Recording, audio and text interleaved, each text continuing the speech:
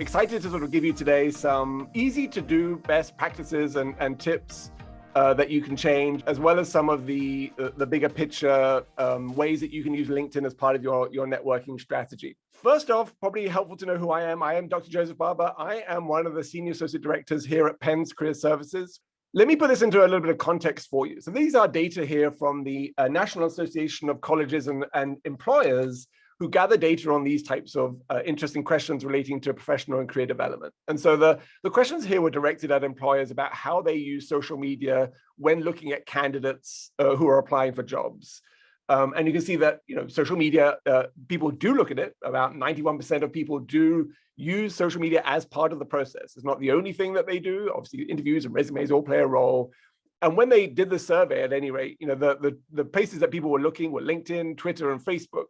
Hopefully these days, everyone has their Facebook profile locked down as tightly as it needs to be. And what we'll probably see as data change is that LinkedIn becomes a much more prominent way that employers are looking at you. Obviously, they are going to look at these other platforms that are out there, but LinkedIn is well positioned to really put the best version of you forward, and making sure that employers can see that version of you is going to be critical, because even early on in the stage, they've just received your application and someone says, oh, I wonder who this person is. They are going to go to social media to get a better perspective of who you are. The benefit of LinkedIn, obviously, is that when I search for myself on LinkedIn, me as a LinkedIn profile is the first thing that pops up. That's why it's so critical to have a good LinkedIn profile, because no matter what else you're doing, probably the way that the algorithms work and the way that LinkedIn's positioning themselves, that's going to come up first. You can see here that my actual work at Career Services is 4 or 5 options down here after the unfortunately dead Joseph Barbers that aren't me, fortunately. So it's LinkedIn, these other people, and then Career Services. So LinkedIn is going to be a great place, obviously, to make sure that your information is prominently positioned. As part of this poll, employers were also asked, have you rejected candidates because of what you found on social media? And the answer is, well, yes, we certainly have. And then you can see the data at the bottom here about why they've done that and what they were looking at. And the main issue here was that they found that people were lying about their qualifications. Probably that means that the things on the resume and the things on these other platforms didn't match. Usually means that you said more in the resume that isn't supported by the other things that are out there. But obviously, inappropriate content, inappropriate photos, all these other things that we are hopefully more aware of these days also played a role in the way that employers were thinking about people when they're looking at their social media. LinkedIn is less of a concern there because it is a professional platform. You're not necessarily going to be or should be sharing overly personal perspectives and opinions. You're really going to highlight your personal and your professional brand as one of the priorities there. So let's flip it around and look at the other perspective here in terms of what employers really were excited by, why they looked at and why they did hire people based on the social media.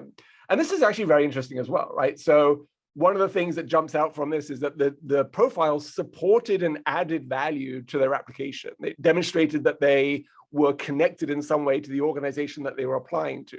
It demonstrated creativity in the way that people talked about their experiences. It showed that the candidate could communicate across different media in different ways to different audiences just because they were active in these social media settings. And also, one of the highest here, or sort of second or third, is the candidate had good references posted by others. Other people saying good things about you is a really great way to develop a professional brand on these social media platforms. And so these are all things to bear in mind. And we will actually talk about these mini references as a key part of your LinkedIn strategy moving forward. But it's worth keeping all of these in mind as you're thinking about why LinkedIn is important and what you're going to do about it. Now, the other aspect of social media is that it can work 24/7 to support your professional and career development, right? You can have evidence of your effectiveness, of your effective research skills, of your other skills, of your leadership skills. All of this can be happening in the background even when you're sleeping. Obviously, if you have a lack of a profile completely, or your profile doesn't really advocate for you, then it's not necessarily going to be a negative for you, but that is also going to exist out there 24/7 if you're not thoughtful about what that is going to look like. And then this third point is that all social media takes up time and energy that can be really challenging when you have limited time and energy because you're actually doing the job that you're meant to be doing. in order to develop this professional brand. And so thinking about what philosophy you have in terms of how much time you want to do that. Now, personally, watching cat videos on TikTok could take up an enormous amount of my time if I let it. So being thoughtful about that is going to be important. But number one here, supporting your career development is obviously the goal that we're trying to achieve when you have a solid LinkedIn profile. So let's go and walk through the profile just so that you have nuts and bolts understanding of what you can do and what you should be doing and what's a good best practice to do when it comes to LinkedIn. This is my profile here on LinkedIn. We're going to walk through the different elements, especially of this top sort of quarter of the profile, the thing that takes up the most of the page when you click on the profile, because this is your first impression, right? This is the proverbial handshake that you're giving someone as they come to understand and know who you are. So you want to grab their attention. You want to make the most of all these different sections. First off, it's a very visual platform, right? So the resume has no images on it. It has no personal data in most cases. LinkedIn has a lot more of that. Now there's benefits and downsides to it being a visual platform where photos play a key role. But it is important to have a professional photo because that is part of the brand that you want moving forward. Let me walk through some of the areas that aren't so great when people are posting their photos on LinkedIn, things that don't necessarily support a professional brand. So these are all perfectly good photos, for example. The one thing that's missing from these is the human connection that these photos should be able to provide you, right? So all of these are distant photos. People are looking away from me. They're looking behind my back creepily at something I can't see. There's not necessarily smiling in every cases, right? We're a very highly social species as humans. And so we do connect and resonate more at an emotional and cognitive level when we see faces and see eye contact and when we see smiles. And so all of those things can become important to your photo. These photos are also fairly decent. The issue with this line of photos is the lighting, right? Lighting is very much I talked about this earlier, but lighting is like the handshake of the virtual space, right? A weak handshake in the past, when we did handshakes, we said that sets a bad impression when you're trying to demonstrate that you are confident and you know what you're doing. Lighting, where people can't see you when you have these photos, it feels like it's not putting yourself in the best light, obviously. So getting the lighting right for any photos, for any Zoom sessions, for anything like that is always going to be critically important. If you have to cut someone else out of your photo to make a photo of you on LinkedIn, it's the wrong photo, right? So all these photos have too many other people and sometimes just bits of other people, an arm, an elbow. It's kind of creepy. So make sure that when you do photos, they are resonating with you, your singular identity. The one on the right here, there's 7 people. Which one is the person in the LinkedIn profile? Too many body parts is not great, not enough body parts. So you're missing bits of your head here. Also not great in terms of really just coming across in a very professional manner. So those are things to avoid as you're thinking about your photo. These are suggestions that I would have for how to position yourself effectively in a professional way, in an appealing way in terms of how you're engaging with new people in your network, because that's really what LinkedIn allows you to do, is establish new connections. These are positive. These are emotionally, positive in terms of smiles. There's good eye contact. The background is interesting, but not distracting. You don't need a professional photographer to do this, right? What you do need is someone with a fairly decent smartphone with that blur function on the photo app. And you need about 45 minutes of time where you're going to be spent feeling really weird and kind of silly standing outside doing weird faces. But one of those photos will work for you, right? So just find a buddy with a camera and realize that you're going to feel silly for 30 minutes or so. And then you'll be well positioned to have a photo like this. But this is a good thing to aim for as you're thinking about your professional identity. It doesn't have to be boring, right? You saw from my profile that I have a PhD in animal behavior. I study chickens. I could probably get away with a chicken in my profile if chickens were a thing that I wanted to make the most of. I wouldn't recommend chickens if you don't have a chicken background, because that's just kind of weird. But the idea is you can be yourself. You don't have to be a professional automaton as you're creating these photos. And sometimes you really do want this personality to come through, because that's part of the benefit of these social media platforms. Photos are important, but then because LinkedIn has a multimedia approach to it, the pronunciation of your name is also important, right? So on the LinkedIn app, you can't do this on the desktop version yet, but on the LinkedIn app, you can record your voice. You record you saying your voice.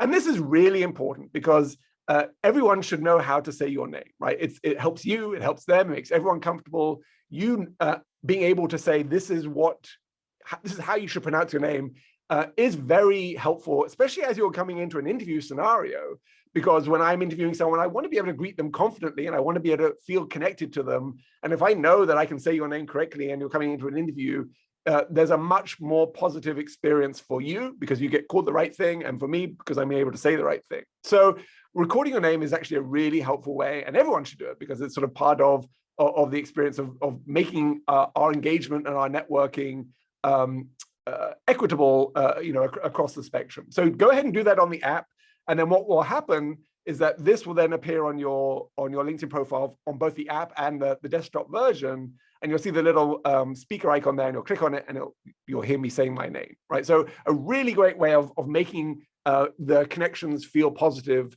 by doing that. LinkedIn does allow you to add pronouns now. So this was a fairly recent change. Before you had to write your name and then put your pronouns as part of your name.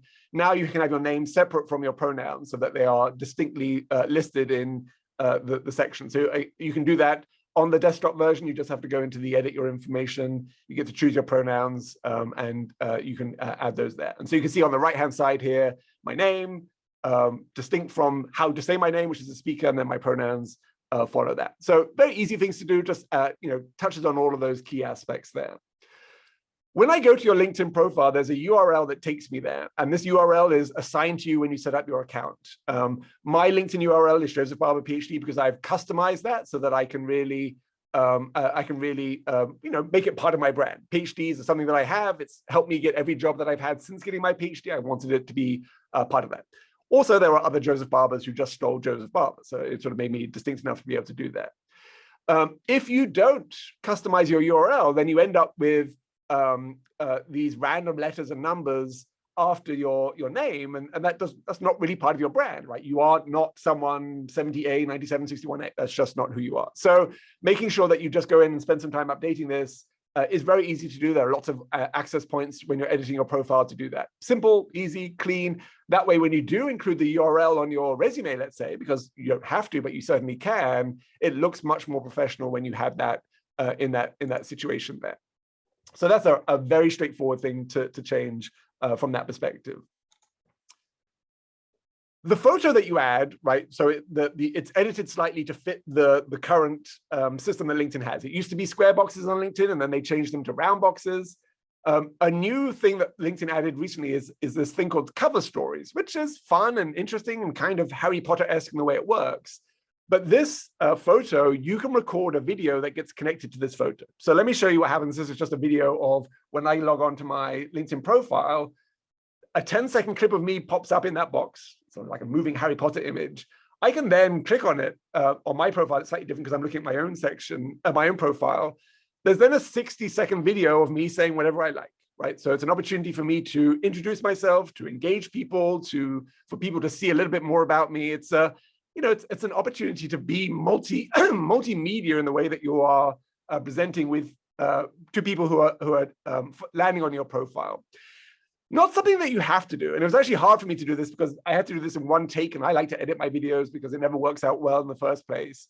And I think they'll probably change that over time where you can do a little bit more editing to that. But I think a nice idea to really engage people, if you want people to sort of get excited about you, then helping them do that by being present and being feeling like you're in the same room as them as they are meeting you for the first time can be a really powerful tool to use. The next thing that I want to touch on is sort of the headline, right? The thing that comes after your name, what you want to say about yourself. Again, this usually defaults to the job that you have or the role that you currently have right now. So if you don't change it, this will be very standardized in what it looks like, but you can change it. And not only can you change it once, you can continue to evolve it over time as your own narrative about who you are and who you want to be seen as changes as well. So making sure that you are flexible with this is going to be important. Now, again, when I advise people who come to appointments at career services, I see a lot of variation in what people are doing. These are on the continuum of not so great to great. These fall on the not so great side simply because they're just not very informative or illustrative or descriptive about the person that I'm meeting with, right? These could be hundreds of people because they are hundreds of people, right? So postdoc, I've seen a couple of times, right? It's one of the most unexciting ways of describing, if you are a postdoc, what you're actually doing. Yes, you are a postdoc, but what you're doing as a postdoc can be so much more and so much more effective if you can break that out and describe that into different parts. So avoid the generic, aim for something that is meaningful to you, right? Authentic to you. Now, these are just examples from different disciplines and different backgrounds that I'm illustrating just to show you how dynamic these can be. Ideally, these represent the sort of the main takeaway that you would like to have people walk away with having seen your profile, right? So you say to yourself, well, the way I see myself, I'm an innovative researcher. Or you say to yourself, I'm great at communicating complex science to people, right? So those types of themes can sort of bubble up to be part of this headline here so that people can really appreciate the value that you bring to a role. So you might change it, you might like it for a bit, you might then decide that you don't like it. That's fine, right? It can evolve over time, as I said. But I think it's worth playing around with some of those themes that are there. Now, the way I would think about it is to look at your resume and look at your profile and read through it and say, what is it that are the takeaways there? Because then I can make sure that those come to life as I'm talking about myself. So then overall, the main part of the LinkedIn profile when you arrive, the banner picture is something that you can change. This is a book that I was a general editor of, The Chicken and Natural History. So I wanted that to be at the forefront. There's the photo, there's your name with your pronunciation and your pronouns. There's the tagline that we'll talk a little bit more, the headline, sorry, that we'll talk a little bit more about that later and give you more advice about how to make that headline. And then the about section, the summary section, is the sort of the main sort of area that you can capture people's interest in who you are, right? So the summary section is a very free form, it can be fairly long, it can be fairly short, but this is where you are helping people understand who you are, right? To a certain extent, how you got to where you are, if you want to be a little bit sort of historical thinking, but primarily the summary section should help people walk away with how you might be able to add value to what someone is doing, right? So it shouldn't just be about what you've done. It should also be about what you want to be doing moving forward, how you want to add value, where you're excited and passionate about doing things. Because as people read this, they can begin to imagine you collaborating with them, working with them, for them, that they have more imagery if you help them understand who you are and what that looks like. Now, this is a very subjective experience in terms of writing this, right? There are no sort of templates to follow, because that's not how people work, right? You can identify what's important to you and you can make sure that that comes to the forefront. The idea with the summary, though, is having read it, I should be able to understand your experience and the rest of the profile much more effectively. I should understand how all the things that you've done in the past fit together to make you who you are right now, right? So it should allow me to sort of walk away with things that are very tangible about yourself. Some best practices that I think are helpful when it comes to the summary section is I would always recommend writing in the first person, right? So sometimes I see these summaries where it says Joseph Barber is very good at doing something.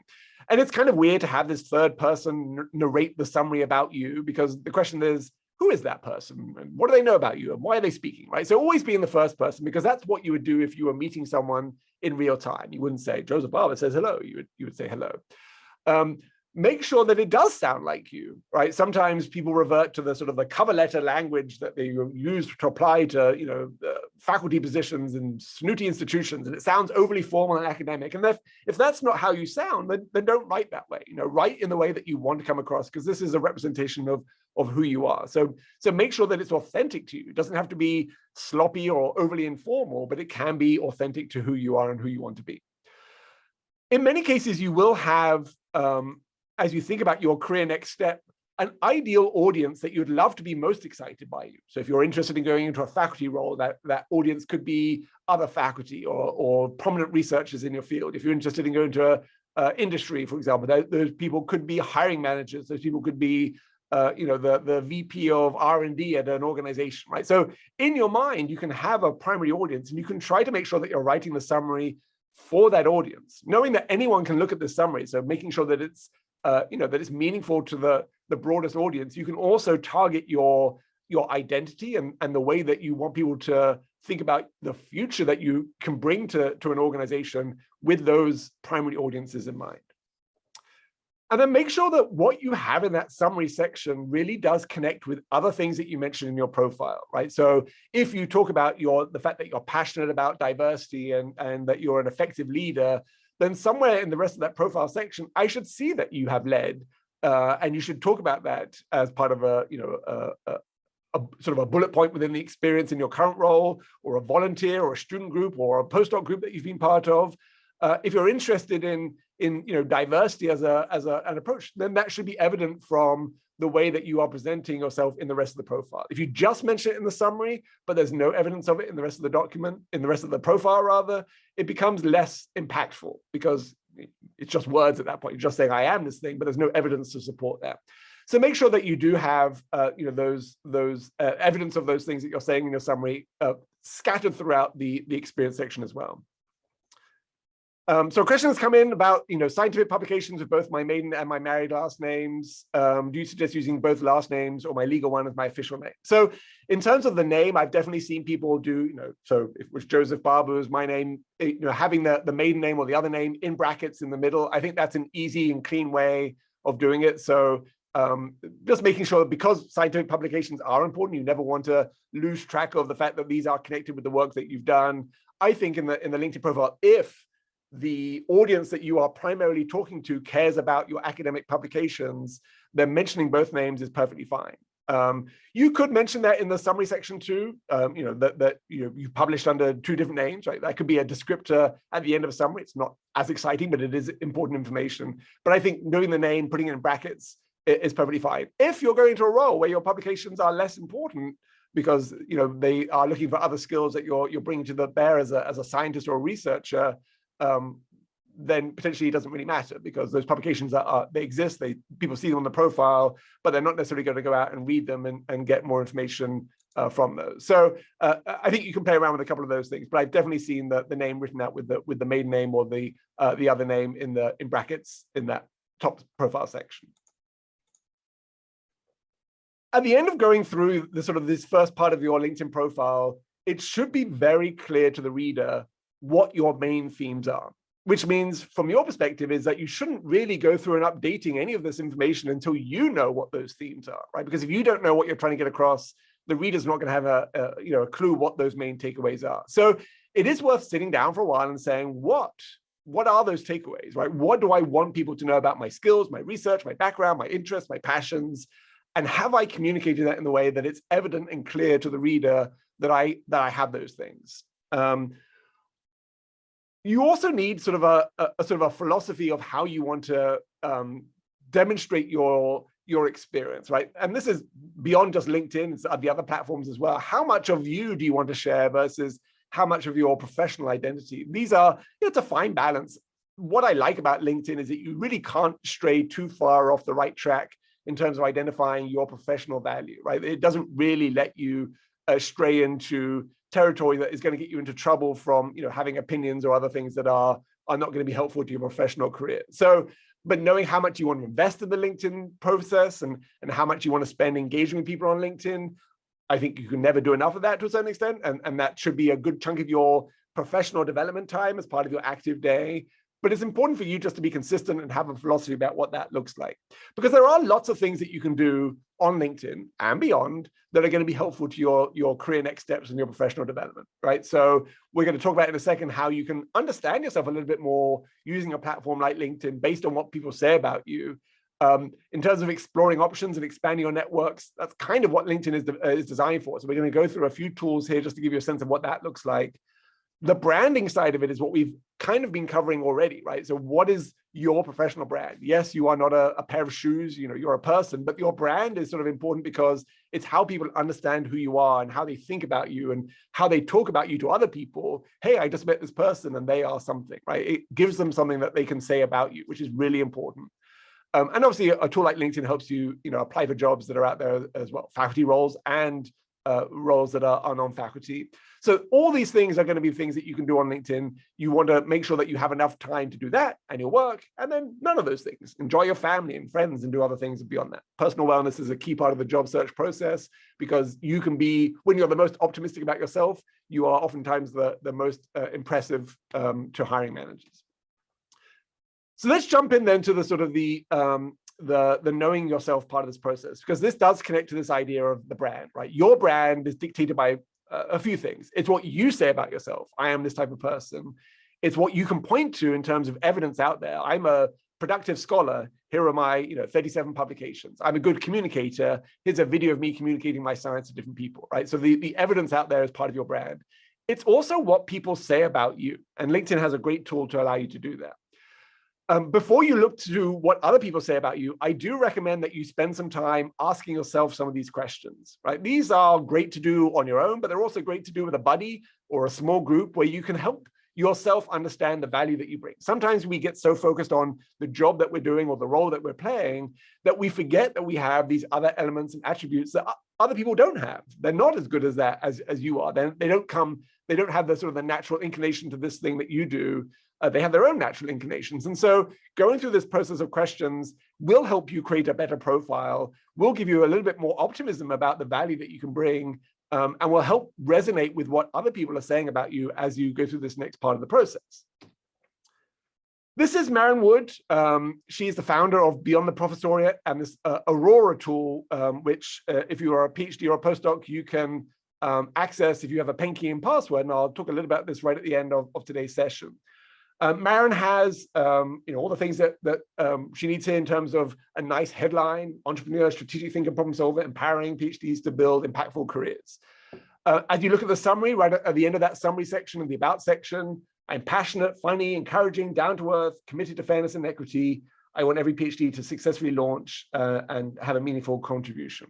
Right. So already we're seeing that there's a connection between those. That headline and what she's saying in the summary section. So I've sort of summarized some of those things that she said about herself on the right here.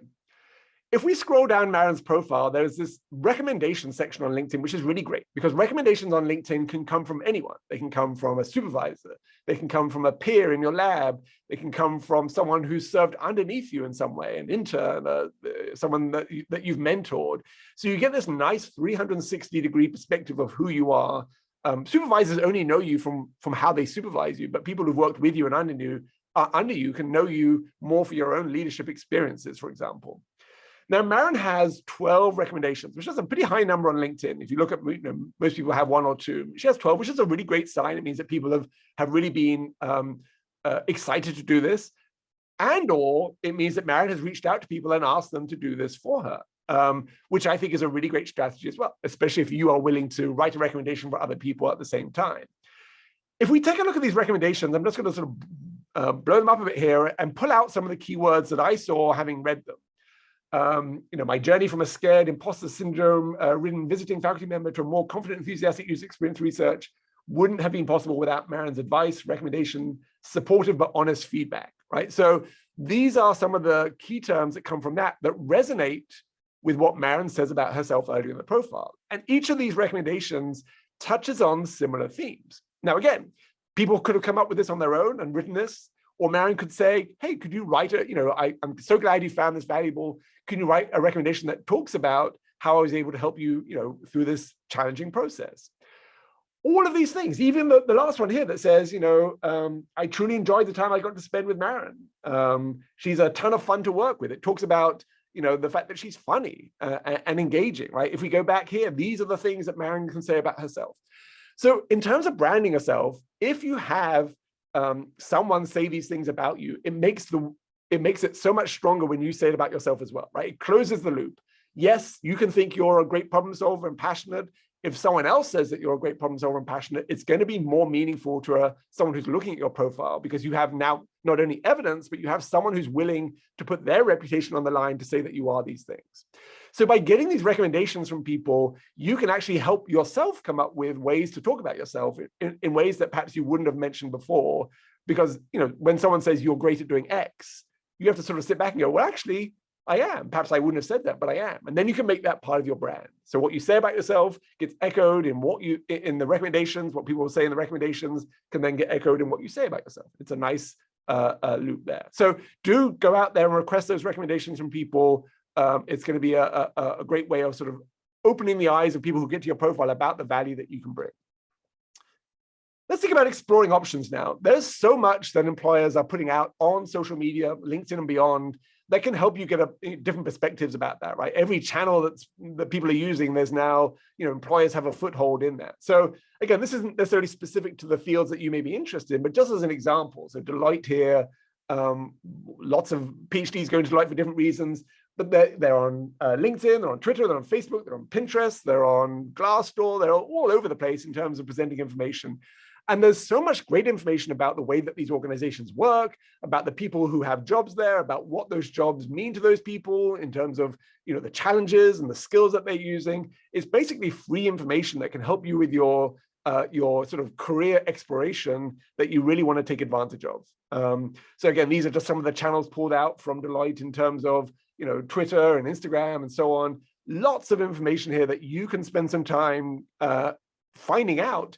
It's going to be helpful as you write your application materials if you're applying to industry roles, because you can use some of what you've learned to inform the way you talk about yourself. It's going to be helpful as you're networking, because you can say, hey, I saw on your recent LinkedIn post that these things, that this is a new project that you're working on.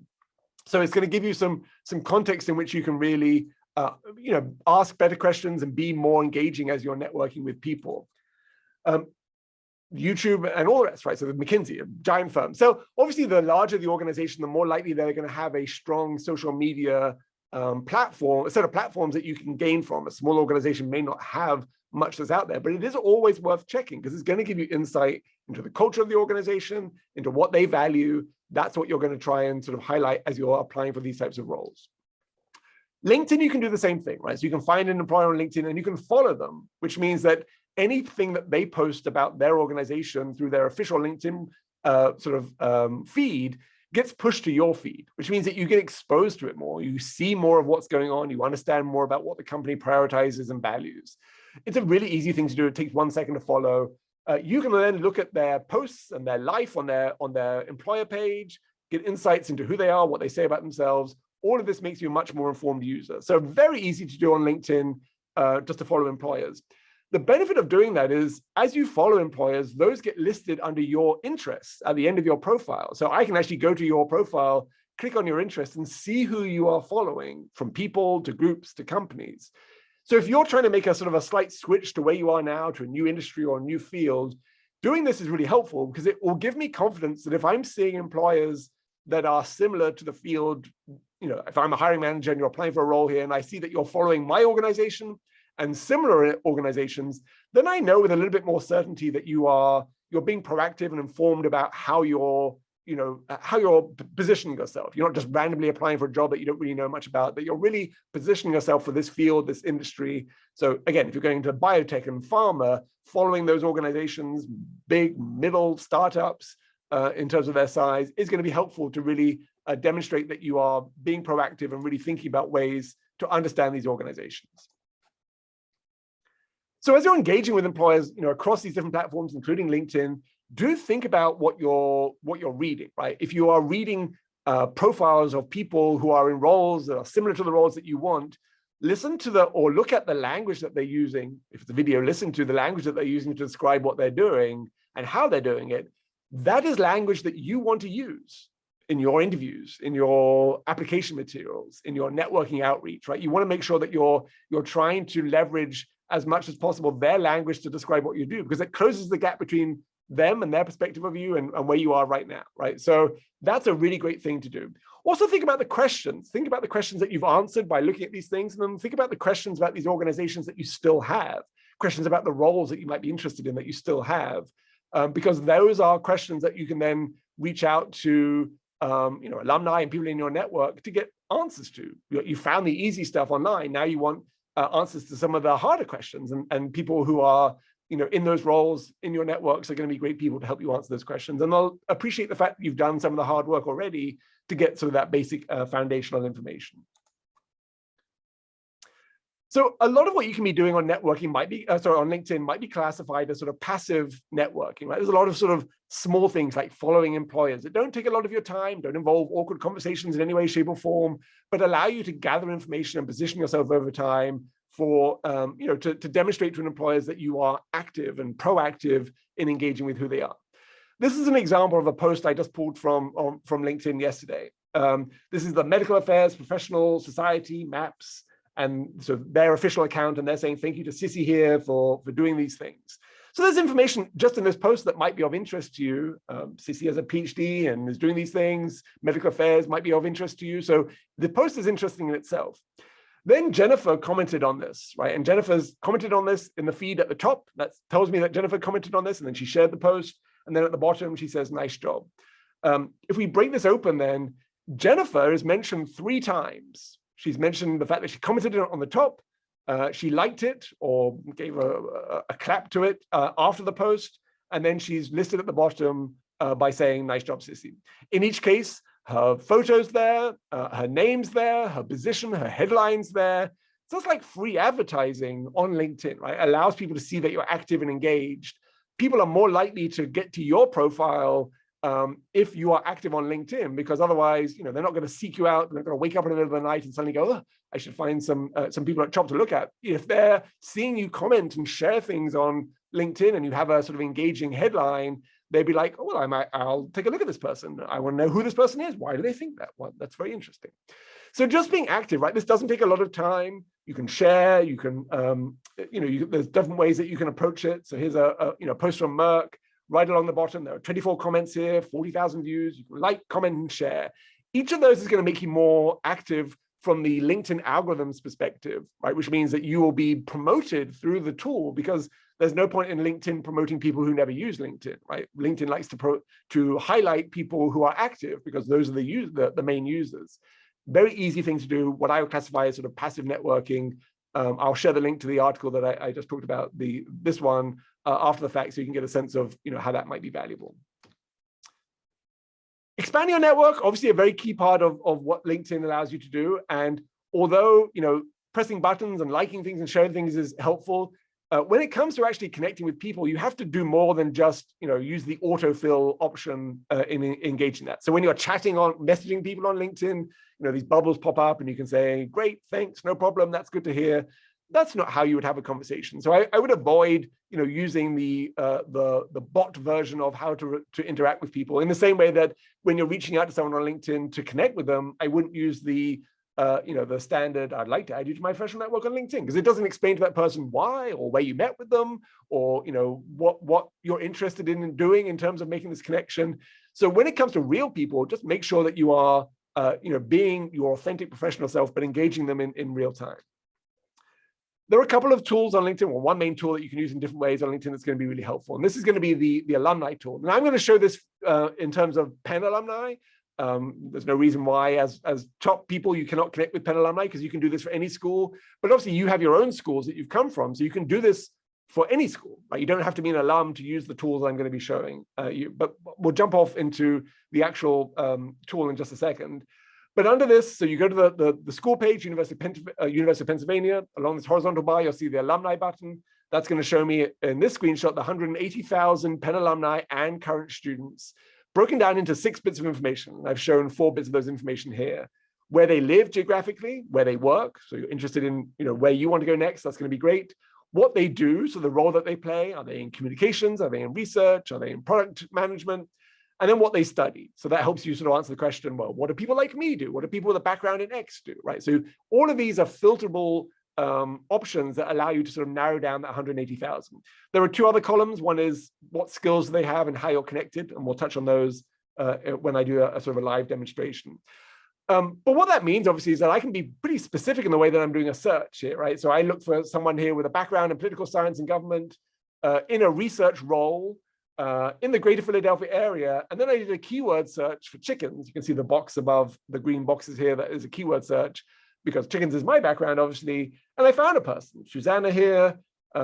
She's all those things and volunteered in an animal rescue area, right? So if I was trying to reach a contact who might have more overlap so I can start that conversation, then obviously this is a way that I could sort of play around with that. Now, I'm not saying that chickens would be the only way to start this conversation, but it's just interesting how specific you can get as you are using this tool moving forward.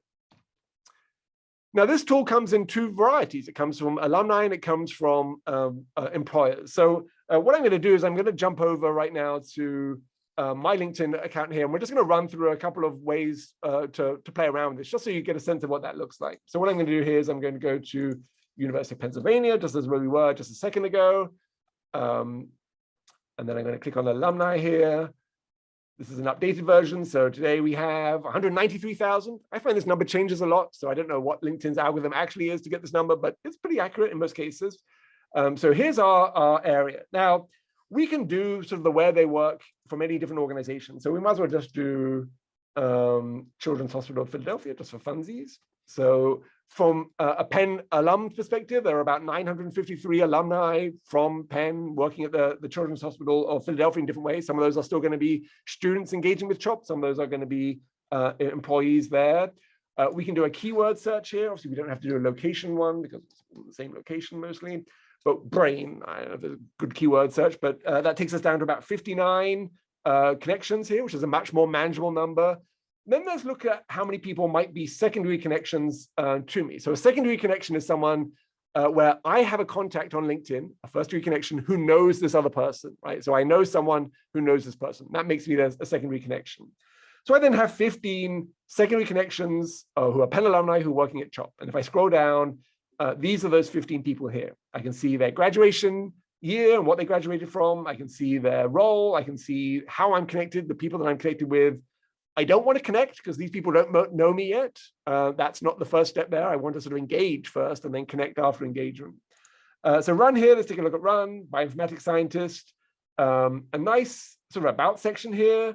It feels like a resume, right? It's very bullet pointed. I think it could probably be a little bit more narrative if one wanted to do that. So a little bit more, a little bit more I statements. A few more I statements would be helpful there. But there's a lot of information that's covered here. Everything from what they can do in terms of their background to what they've achieved, contact information, obviously emails and phone numbers. Just want to be a little bit careful with that, but obviously open to being connected with, which is nice as well. And then we can scroll down some feature things. We can share more about yourself in terms of things that you like or things that you've done. So make it more multimedia in that way. The experience here, so the background, education, so a PhD from Penn, graduated in 2019. The volunteer experience where you're highlighting different elements of who you are and things that make you more interesting. That's great. Skills and endorsements, some of these are sometimes helpful, not necessarily helpful. So what Run's done here is actually use the LinkedIn skills assessment tool where you can take a mini test on LinkedIn and you get this badge that says you are in the top 30% or 10% or whatever it is percent of people with this skill. So if you're in a data heavy role and you want to demonstrate that you at least have some competencies in these tools, rather than just listing them, this is a nice add-on. I don't think this is the most impressive of badges. A clipboard with a tick on it doesn't sort of jump out at me, but it's definitely something that you can do. And we can actually sort of look at that. So to get to the assessments, you can go to the jobs section, and then the skills assessments are here. And then a lot of these are programming languages in many cases, as opposed to sort of broader scientific skills and how to do Western blots or anything like that. But certainly you can do that if you found that of interest to you and wanted to add some solid qualifications to the way that you're talking about your skill sets. In terms of the jobs, there are other things that we can look at since we're on the jobs page. The salary tool is always a helpful tool, right? So if we were to do this and we were to do let's see, senior scientist, and then we can do I don't know, Boston is a good place to being a, oops, stop that. No, Boston. Then LinkedIn sort of is pulling this from different categories, right? So you can see different organizations jump up here with different salary ranges. This is, again, just helpful as you're thinking about, what often negotiation might look like for you. This is not, it's not actual fact, in terms of exactly what people are reporting, but it's close enough to give you a sense of the range that you might be experiencing out there in terms of salaries, right? And you can see how things differ depending on organization. If you change, the location to, San Francisco, where everything's more expensive, for example, maybe you'd see an increase in that salary. So from 120 to 140. I don't know if Boston's any cheaper than San Francisco, to be honest. But this is a nice way of exploring some of those options. Again, as you think about different roles that you might be interested in, medical writer, and New York is a nice place for medical writers, so we can see what that looks like here. So 80,000 ranging up to 90,000 for some of these entry-level type roles. You need a PhD, you need some postdoc experience, but this can be some of those information there. So that's going to be helpful in terms of helping you think about some of the questions that you might have to people that you're networking with. You're never going to ask someone you're networking with what they get paid, but you can certainly say, is this an accurate range for an entry-level role in this type of organization? And then you can demonstrate that you have some of that information up front there. So a nice tool to sort of play around with there. They do have other categories. We'll go back to the jobs section here. So they have this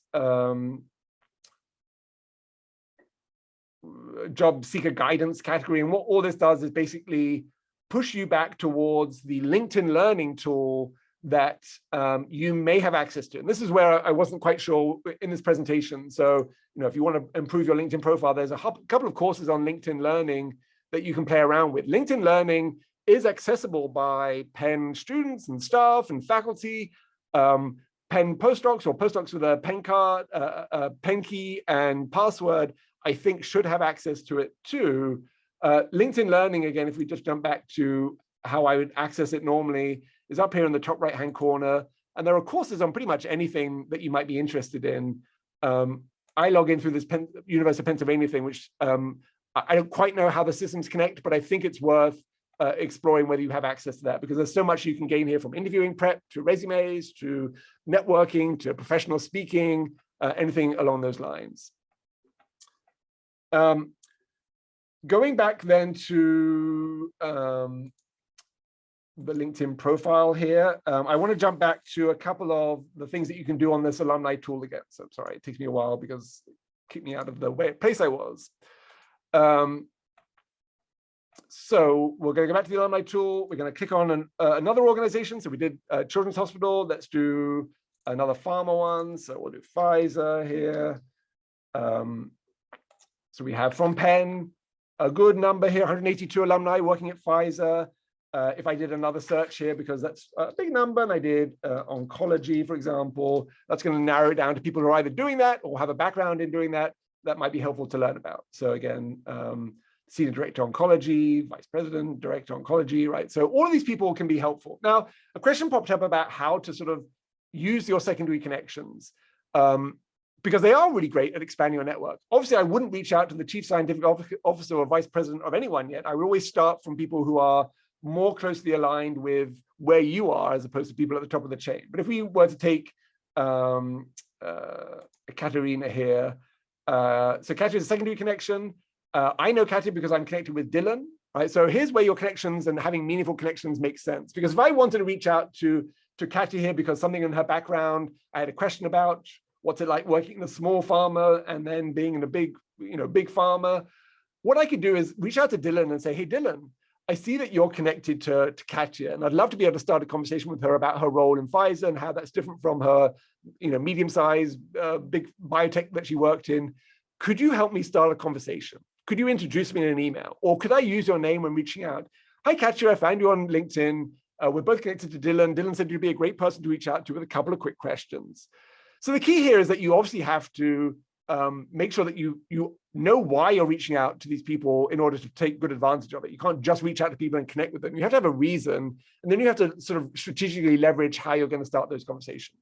So this strays into networking as a session, as opposed to LinkedIn as how to sort of make the most of that. So certainly there's more information about how to do this on our website. We have a couple of videos on YouTube and the Penn Career Services YouTube channel to explore that further.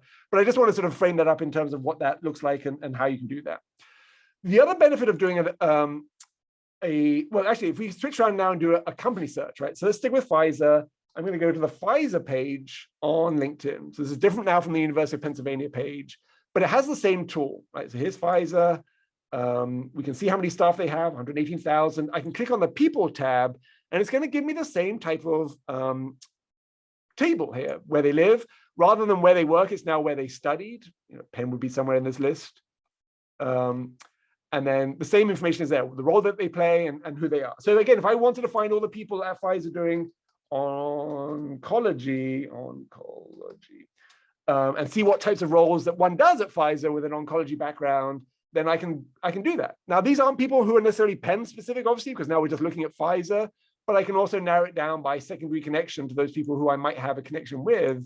And that's a big number there, right? So that's 472 people that I could know because I know someone who knows them in the oncology space at Pfizer. The other aspect that I can do is I can play around with what they do, and I can look for people in the human resources category here who are going to be, in many cases, the talent acquisition and recruiter people. So if I do talent, so you can use different words, recruiter or talent, depends on the organization, which one they use. I can now see that a lot of these people are global talent acquisition. So these are the recruiters. Again, not the first people that I'd reach out to, but always good to know who the recruiters might be and how you might be connected to them. Because sometimes the people that you'll find who are your mutual connections to recruiters are people who've recently got a job, people like you, postdocs and researchers who've recently got a job at the companies that you're interested in. So you can reach out to those people and say, hey, could you put me in contact with your recruiter, right? And that way, when you do reach out to the recruiter, you're not just coming in cold, you're actually coming in saying, hey, you recently helped this person with their role, their job, they're very happy. They said, I can, that I could reach out to you and maybe we could start a conversation. So looking at the company page and finding those talent acquisition and recruiter people can sometimes be very helpful. Again, not the first thing that I would do by any means. The last thing I wanted to show while I'm on here, and I know we're running out of time and I need to cover some spaces, the Aurora platform that I talked about earlier on. So this is on the Career Services website. I think Olivia posted some information about that in terms of accessing that. Once you find it on our website, you can log in. We have a subscription to this so that you have access to free. So you just want to go find the University of Pennsylvania login here. This is all coded to my pen key and password now. So that's why I'm accessing it without having to sign in. This is a really great custom-made platform for PhDs and postdocs. It really is built for this population as a whole. And so there's a whole bunch of workbooks and recorded webinars and interviews with PhDs doing interesting things under professional careers and implementing a proven job search. There's one of the lectures that you can read is about networking. Did I just miss that? How to build and grow your network. A great resource to use from that perspective. From the academic careers, you can do the same thing. You can find, oops, pressed it too soon. You can do how to network in academic settings. I'll let you find that in your own time, but it has a similar sort of a workshop that you can look at for that, because even something like LinkedIn is helpful for the faculty job path as well. So I'm just going to prove that to you and then we'll finish up the presentation. So going back to the University of Pennsylvania and click on the alumni, if I do a keyword search for professor, which is great because it's sort of a very keyed in word for one type of profession, you can see that there's a whole range of Penn alumni who are in faculty roles, 19,000 of them, right? So if you are trying to get a faculty role and you want better insight into what to expect as a faculty member, what you can prepare as a postdoc to be better positioned for a faculty role, then reaching out to people who have just started in their first 3 years a faculty role can be really helpful. And they're going to be on LinkedIn in most cases. So it's a really helpful tool to be able to do that as well. So the things that you're trying to do with a lot of people when you're making connections on LinkedIn is really do these informational interviews. So it's a great guide. This is a great guide on our website. Again, I'll make sure that you have the links to this that helps you understand how to start these conversations, what to get out of them, how to position them as part of your strategy, and how to sort of leverage the information that you're getting. But the more that you can prioritize having these conversations, the better it is that you can use LinkedIn as a tool, right? The purpose of LinkedIn is to basically have and start conversations with people so that you can share information about yourself and learn information about others so that you can use that information to share better information about yourself, to position yourself for roles that you're excited in. Information interviews are basically just questions about, tell me about your role, tell me about what you do, what skills do you use. It's a great way of getting insight into the language that people use in different fields so that you can better use that language for yourself. Again, all of these things, we've mostly covered a lot of these, apart from the actual applying for jobs, can be done on LinkedIn. They don't have to be done on LinkedIn. LinkedIn is just a tool, but I would invest a little bit of time making sure that it is supporting your professional identity and not working against it as you're on the job search or as you're thinking about your career next steps moving forward.